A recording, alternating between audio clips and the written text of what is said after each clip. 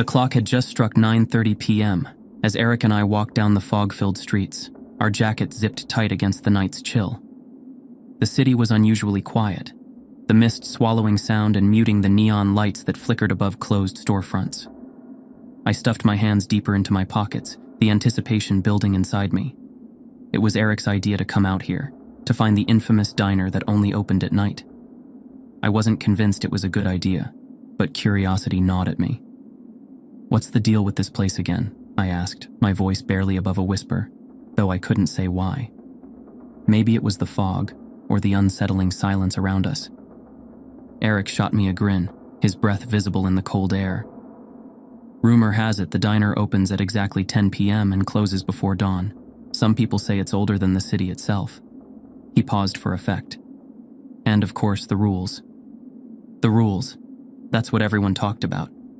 Online forums, late-night campus discussions, and even random whispers at parties. The 10 p.m. diner's rules were legendary, each more bizarre than the last. Yet despite all the speculation, no one seemed to know why they existed or who enforced them. Some said it was just a quirky tradition to attract business. Others hinted at something darker, a power that the diner held over its patrons. "You think it's just a gimmick?" I asked, trying to sound casual. "Probably," Eric replied. "But isn't that part of the fun? Come on, where's your sense of adventure?" I forced a smile, more to convince myself than him. The idea of the rules didn't sit right with me. But then again, how weird could a diner really be? We turned a corner and the building came into view. It sat at the end of a darkened alleyway, wedged between two ancient brick structures. "There it is," Eric said, nodding toward the dim glow ahead. The diner's facade was cracked and faded, its windows fogged up from the warmth inside. The only sign of life was a flickering neon sign above the entrance, casting a sickly yellow light onto the wet pavement. As we approached, I noticed a faint outline of people through the grime-streaked glass. My stomach tightened. "You ready?" Eric asked, grabbing the door handle. I hesitated for a split second, glancing at the street behind us. The fog seemed thicker now, swallowing everything in its path. It felt like the world was closing in on us. I took a deep breath and nodded. "Yeah, let's do this." Eric pulled the door open and we stepped inside. A wave of warm, stale air hit me, carrying with it the scent of old leather, coffee, and a faint hint of something metallic. The interior was dimly lit, casting long shadows across the checkered floor. I scanned the room, trying to get my bearings. Booths lined the walls, their red leather cushions cracked and worn with age. A long counter stretched out on the opposite side, stools with torn fabric tops lined up neatly. There were a few customers scattered around, a man sitting by himself, staring at the window, an elderly couple whispering over their cups, and a lone woman with her back to us, spooning sugar into her drink in a slow, methodical manner. But what struck me the most was how still everything seemed. The other patrons barely moved, their actions sluggish, like they were part of some strange, slow-motion dream. I glanced at Eric, who appeared to have noticed it too. His usual bravado seemed to wane slightly as we walked toward an empty booth in the center of the room. The seats squeaked under our weight as we sat down. Eric, always one for theatrics, leaned forward and whispered, "Okay, this place is officially creepy." "Yeah, no kidding," I replied, my eyes scanning the room again. Something about the diner made my skin crawl, but I couldn't put my finger on it. It was as if the place itself was watching us. Our conversation was interrupted by the silent arrival of a waitress. She appeared seemingly out of nowhere, placing 2 menus on the table without so much as a word. Her movements were smooth, almost robotic, and she left as quickly as she had come. Eric raised an eyebrow at me, clearly unnerved. "Well, that was something," he muttered. "Guess we're not getting the warm and friendly service tonight." I picked up the menu, my curiosity piqued. It felt old, the plastic cover worn and sticky to the touch. Then I noticed the writing on the front, bold black letters spelling out "House Rules." Beneath the title was a list of numbered instructions, each one stranger than the last. Rule 1. Never sit facing the entrance unless you are the first customer to arrive. Rule 2. Never greet the staff when they approach. Only speak when spoken to. Rule 3. If a stranger joins your table uninvited, offer them a sip of your drink, then excuse yourself to the restroom. Return only when the diner clock chimes. Rule 4. If you hear soft humming while eating, immediately close your eyes and wait for the humming to stop. Rule 5. If a waiter drops something, you must turn away and not look at them until they leave your table. Rule 6. If you hear your name whispered from behind, do not turn around. Pretend you did not hear it. Rule 7. Should your utensil fall, leave it there. Do not bend down to pick it up, or you risk seeing something under the table that shouldn't be there. Rule 8. If you hear footsteps following you as you leave, do not turn around. Slow your pace until the sound fades away. I read through the list twice, each rule more unsettling than the one before. My mouth went dry as I realized how specific they were. These weren't rules for a quaint diner experience. They were warnings. My eyes darted back to Rule 1. Never sit facing the entrance unless you are the first customer to arrive. A chill ran down my spine as I glanced over my shoulder at the glass door. "Look at this," Eric whispered, pointing at Rule 4. "If you hear soft humming while eating, close your eyes. What is this place, a haunted house?" I forced a laugh, but my heart wasn't in it. "It's probably just some elaborate gimmick," I said, trying to convince myself. "You know, to get people talking." "Yeah, right," Eric replied, his voice tinged with skepticism. "Well, we came here for the experience.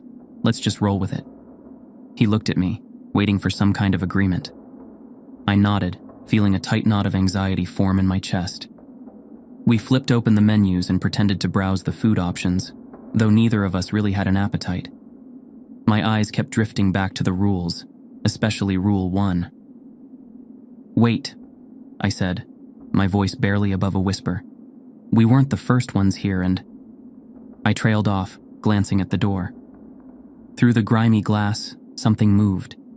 I couldn't make it out clearly, just a dark silhouette shifting in and out of the foggy night. It was tall, unnaturally so, and seemed to sway as it stood there. I blinked, trying to focus, but it faded into the darkness. "What?" Eric asked, leaning forward. "What did you see?" "There's something out there," I muttered, not taking my eyes off the door. I don't know what it was, but it looked— "Don't mess with me," he interrupted, his voice strained. "This place is already creepy enough." "I'm not messing with you," I snapped, turning back to face him. "I swear I saw something." We both went silent, the unease between us growing thicker. The rules weren't a joke. I was sure of it now. This place had its own set of laws, its own way of operating, and we were already violating one. The tension between us grew thicker with each passing second. I kept glancing at the entrance, scanning for any sign of movement through the glass. My mind replayed the brief glimpse of that shadowy figure I had seen outside, and an icy fear gripped my chest. Eric shifted nervously across from me, tapping his fingers on the table. We sat there in silence, waiting. The waitress reappeared, sliding up to our table without a sound, her hollow eyes staring straight through us. My skin crawled at the sight of her. Remembering Rule 2, I bit my tongue and stared at the menu in front of me, resisting the urge to greet her or even acknowledge her presence. Eric's eyes widened as if he had to force himself to stay quiet. After a long, unsettling pause, the waitress finally spoke, her voice monotone and distant. "What would you like to order?"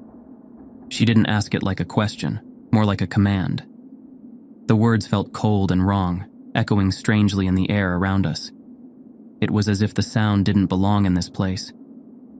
Eric coughed and glanced at me, seeking some form of validation. I nodded subtly, indicating he should answer first. He took a deep breath and said, "I'll have a black coffee and pancakes."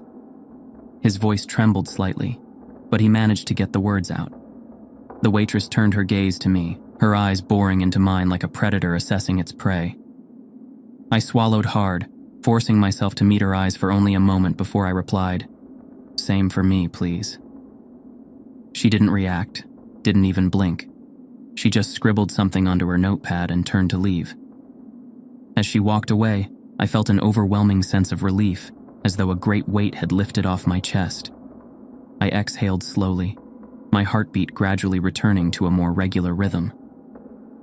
"That was weird," Eric muttered, breaking the silence between us. "Did you see how she looked at us?" I nodded, rubbing my hands together to warm them. "Yeah, like she was judging us for even being here," I replied, keeping my voice low. And the way she spoke, it was like she didn't care what we ordered, almost like it didn't matter. We sat in silence for a few minutes, staring at each other, too afraid to voice the questions racing through our minds. We both knew something wasn't right. This place felt wrong, like it was bending reality in subtle ways, making us question our perceptions. After what felt like an eternity, the waitress returned with our orders. She placed the coffee cups and plates in front of us with meticulous precision, her movements almost robotic. "Enjoy your meal," she intoned before turning on her heel and drifting back to the shadows. "Did you hear that?" Eric whispered, leaning closer to me. She said, "Enjoy your meal." It's like she was forcing herself to say it. I nodded, my eyes locked on the steaming cup of coffee in front of me. I had an overwhelming urge to down the coffee and leave, to get as far away from this diner as possible. But something inside me, perhaps morbid curiosity, kept me rooted in my seat. I picked up my fork and prodded at the pancakes, watching the syrup ooze slowly down the sides. Then it started. A soft, melodic humming filled the air around us. My heart skipped a beat as I remembered Rule 4. If you hear soft humming while eating, immediately close your eyes and wait for the humming to stop.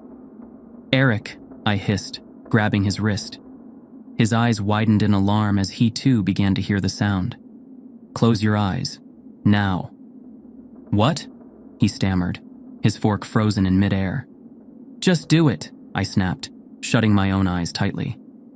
I heard Eric mutter a curse before he followed suit. The humming grew louder, swelling into a haunting lullaby that reverberated through my skull.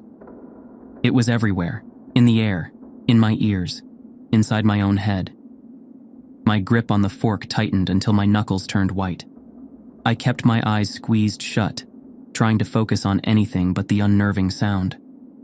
I felt a cold presence sweep through the room, like a gust of wind in an enclosed space. My skin prickled, and the air grew thick and suffocating. Every instinct screamed at me to open my eyes, to look at what was happening around us, but I knew that would break the rule. I had to stay still. I had to endure.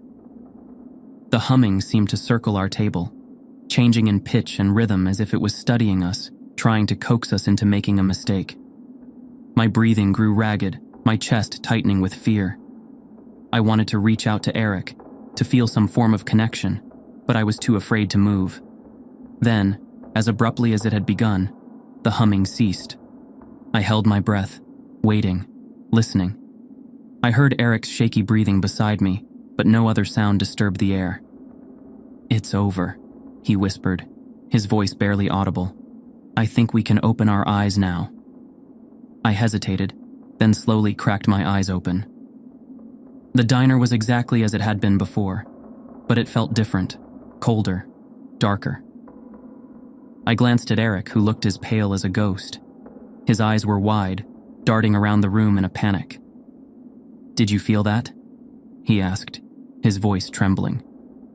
"It was like something was right here." "Yeah," I replied, my mouth dry.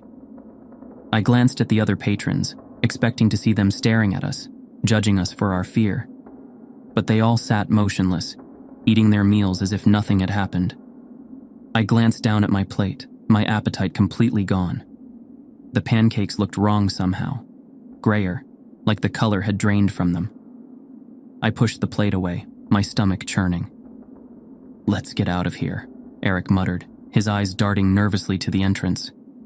"I don't care about the rules anymore. I want to leave." I opened my mouth to agree when the waitress returned, appearing silently at the edge of our table.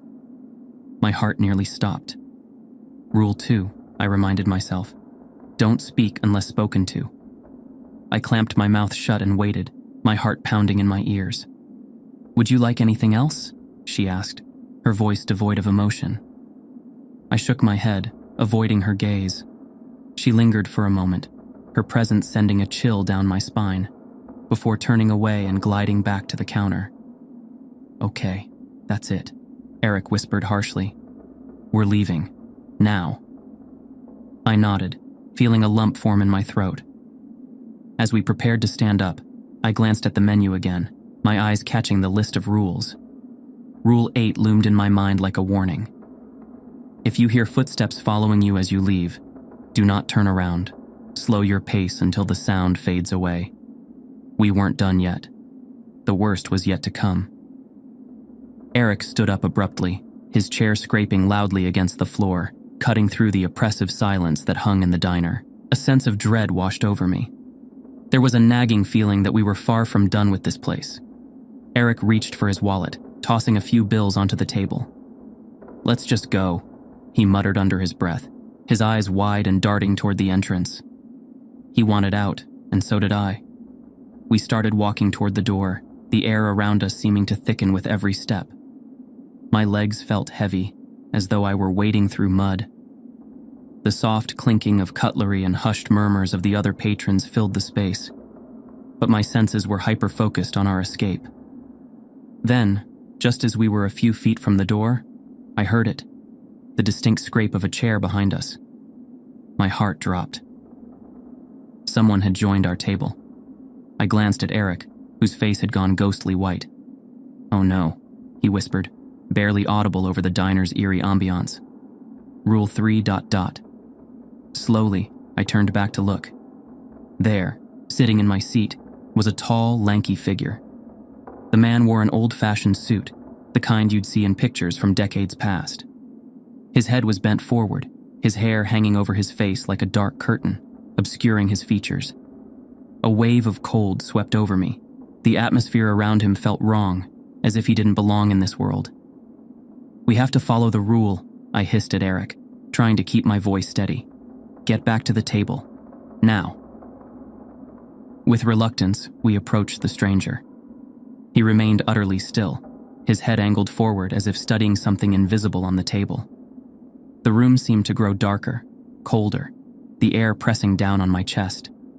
My palms were slick with sweat, and I could feel my pulse pounding in my throat. I grabbed my cup of coffee, my hand trembling, and placed it in front of the stranger. Here, I managed to say, my voice barely a whisper. Have a sip. His hand moved in slow, deliberate motions as he reached for the cup. His fingers were unnaturally long and thin, with skin that seemed almost translucent. He lifted the cup to his lips, taking a slow, deliberate sip. A chill crawled up my spine, and I fought the urge to look away. Restroom, I croaked, nudging Eric. We need to go. Eric nodded, his eyes locked on the stranger. We backed away from the table, careful not to break eye contact until we reached the restroom door. The moment we were inside, we both exhaled, as though we had just come up for air after being submerged in dark water. What the hell was that? Eric rasped, clutching the edge of the sink. Who was that guy? I don't know, I replied, my voice shaky. But we had to follow the rule. Now we wait until the clock chimes. Seconds felt like minutes as we stood there, listening to our own ragged breaths echoing in the tiny room. My mind raced, trying to process what had just happened. The air was stifling, pressing down on us as if the diner itself was alive, watching our every move. Then, the cafe clock outside began to chime. 1, 2, 3 chimes. We exchanged a glance, swallowing the lump of fear lodged in our throats. It was time to return. As we stepped out of the restroom, we dared to approach the table. It was empty. The stranger was gone, leaving only our 2 cups and the uneaten plates of pancakes behind. I exhaled shakily, but my relief was short-lived. As we turned back toward the entrance, something metallic clattered against the floor. I froze. My fork had fallen, clinking loudly as it hit the ground, spinning a few times before settling just under the table. I felt my heart leap into my throat. Rule 7. Should your utensil fall, leave it there. Do not bend down to pick it up, or you risk seeing something under the table that shouldn't be there. Leave it, I whispered urgently to Eric, who was staring wide-eyed at the fork. Don't look under the table. He nodded, but his eyes were wide with fear. I could feel the tension radiating off him, his body rigid and tense. We were both aware of what Rule 7 warned us about, and yet the urge to look was almost unbearable, like an itch in the back of my mind that I couldn't scratch. Then we heard it, a soft, muffled sound coming from beneath the table. My blood ran cold. It was the faint, heart-wrenching sobs of a child, crying softly in the darkness beneath us. My stomach twisted violently, and I had to grip the edge of the table to keep from collapsing. Don't listen, I muttered through clenched teeth, my eyes fixed on a point far away. It's not real, just focus. The crying grew louder, more desperate, echoing in the small space of the diner. It was the kind of sound that clawed at your heart, demanding your attention. Tears welled up in my eyes, not from sadness, but from sheer terror. I squeezed my eyes shut, trying to drown out the noise. But the cries persisted, coming in waves of anguish and despair, each one stronger than the last. Eric shifted uncomfortably beside me. It's just a trick, he whispered, more to himself than to me. We can't look. We can't. The cries turned into words, garbled and barely recognizable but unmistakably pleading. Please, help me. The voice tugged at the deepest recesses of my sympathy, igniting an instinct to look, to bend down and see who or what was under there. I clenched my fist so tightly that my nails dug into my palms. It's not real, I repeated, my voice trembling. It's just trying to make us look. The crying continued, now mixed with small, shuffling sounds like tiny feet dragging across the floor. My skin crawled, every nerve screaming for me to glance down and see what was beneath the table. I felt like I was losing my grip on reality, the line between what was real and what wasn't blurring under the pressure of the noise. Then, a tiny hand wrapped around the leg of my chair. I stiffened, my muscles locking up in paralyzing fear. It gripped tightly, almost urgently, as though begging me to help. My heart raced so fast I thought it might burst, my breath coming out in short, panicked gasps. Don't look, I hissed to Eric, fighting the urge to jump up and run. It's not real. The grip on my chair tightened, and the crying turned into a pitiful wail. My eyes burned from the effort of not looking down, of not acknowledging the nightmare unfolding beneath us. I could feel my sanity teetering on the edge, about to break. And then, as abruptly as it had started, it stopped. The hand released its grip, the crying faded into silence, and the air around us returned to its suffocating stillness. I dared to glance at Eric, who was pale and shaking, his eyes wide and haunted. Did you see that? He croaked, his voice barely above a whisper. I nodded, swallowing hard. Yeah, but we didn't look under the table. We followed the rule. He exhaled shakily, his hands still gripping the edge of the table. Let's get out of here, he muttered, his voice strained. I can't take this anymore. Agreed, I replied, feeling a wave of nausea wash over me. We stood up slowly, careful not to glance under the table as we backed away. I couldn't help but notice that the rest of the diner continued on as if nothing had happened, the patron still eating, the waitress still standing behind the counter with her hollow stare. We started toward the exit, moving cautiously.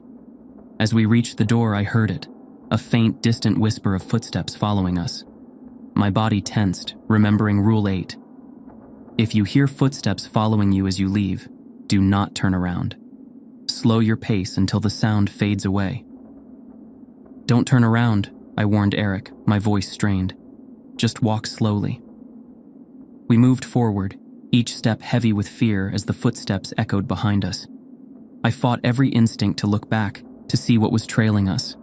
But I knew if we did, we'd break the rule.